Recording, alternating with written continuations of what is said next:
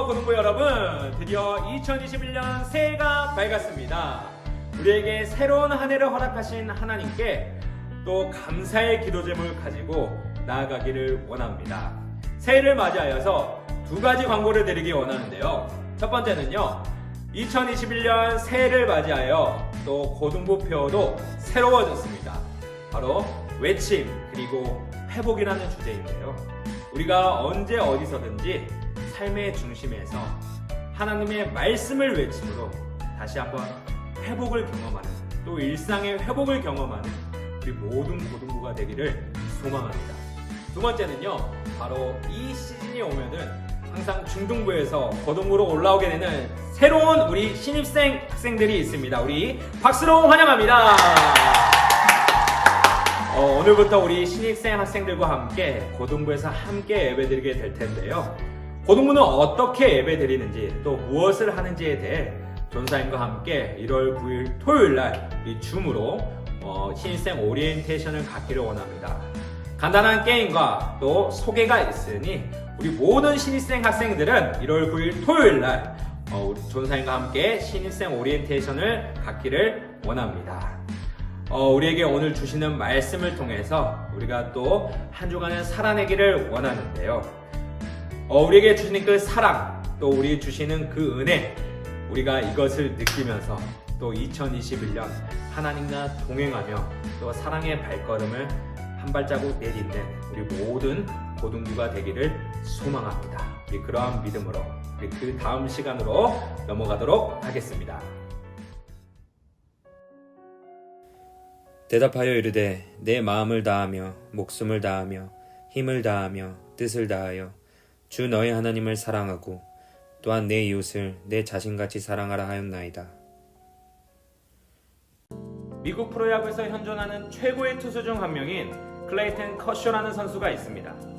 그는 야구 경기에서 자신이 삼진을 잡을 때마다 $500를 적립해서 어린이들의 교육을 위해 기부하고 있다고 하는데요.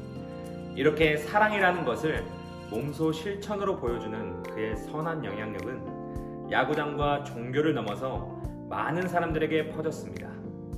이처럼 사랑은 명사로 이해할 때보다 동사로서 움직일 때 그 따뜻함이 더 잘 전해지는 것 같습니다. 예수님도 사랑을 구체적으로 설명하기에 앞서 그 사랑이 필요한 곳에 찾아가셨고 또 사랑이 필요한 사람들에게 행동으로 보이셨습니다.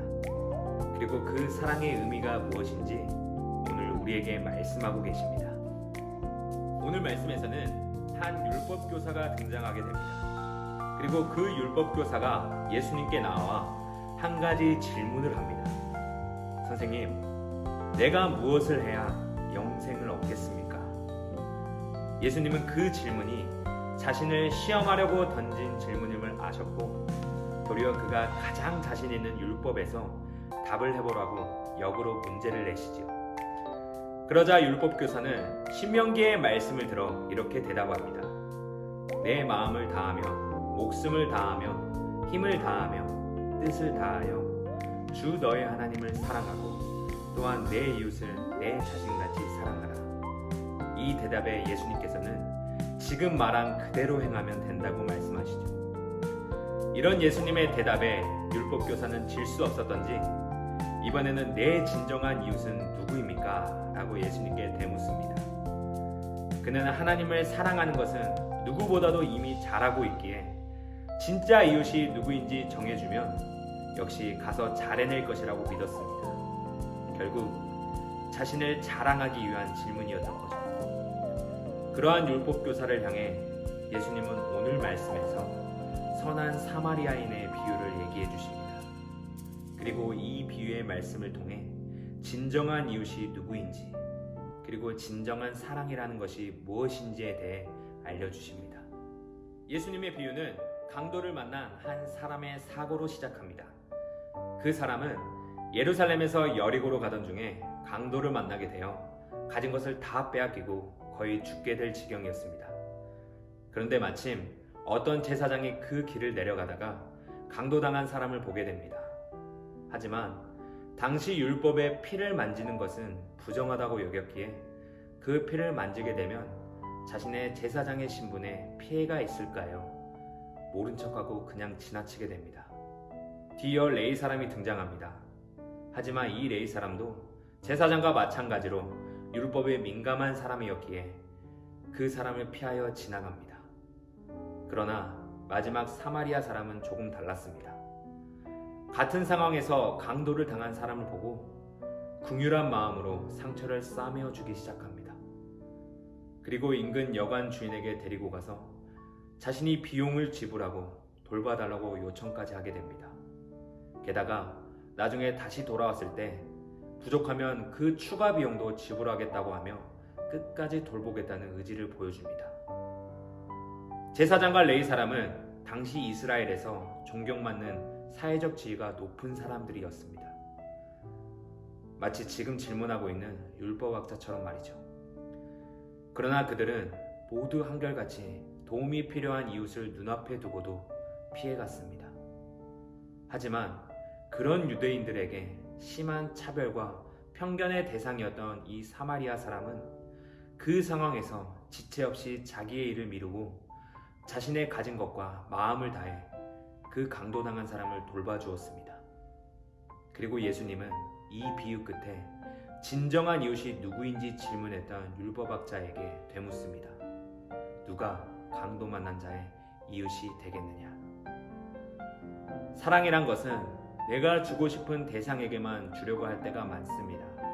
하지만 오늘 예수님은 이 비유를 통해 그 대상을 찾기에 앞서 나 자신이 누군가의 진정한 이웃이 되어줘야 한다는 것을 알려주십니다. 그리고 알려주신 그 사랑을 후에 십자가를 통해 완벽하게 보여주셨죠. 사랑의 전염성은 강합니다. 그리고 그 사랑 중에서도 예수님께서 흘려보내신 사랑은 지금도 여전히 강력하게 흐르고 있습니다. 오늘 예수님의 이 비유의 말씀을 통해 혹시 떠오르는 사람이 있다면, 또 당연한 사랑이 아닌 그럼에도 불구하고 사랑할 대상이 떠오른다면 한 주간 그 사람을 위해 기도하고 삶으로 사랑을 보이는 미션을 드립니다. 그리하여 예수님의 사랑을 통해 또 그 사랑의 통로가 되어 2021년 따뜻한 사랑의 발걸음으로 시작하는 저와 여러분이 되기를 간절히 소망합니다. 사랑의 하나님 아버지 감사합니다. 오늘도 우리에게 주시는 말씀을 통해 한 주간 승리하기를 원합니다. 하나님, 이웃을 찾는 사람이 아닌 내가 먼저 이웃이 되어주는 사랑의 마음을 우리에게 허락하여 주시옵소서. 예수님께서 흘려보내주신 사랑을 통해 내가 먼저 사랑하며 섬기는 겸손의 마음을 주시옵소서. 2021년 그런 사랑의 발걸음으로 주님과 동행하며 시작하는 모든 고등부 친구들이 될 수 있도록 하나님 함께하여 주시옵소서. 감사합니다. 예수님의 이름으로 기도드리옵나이다.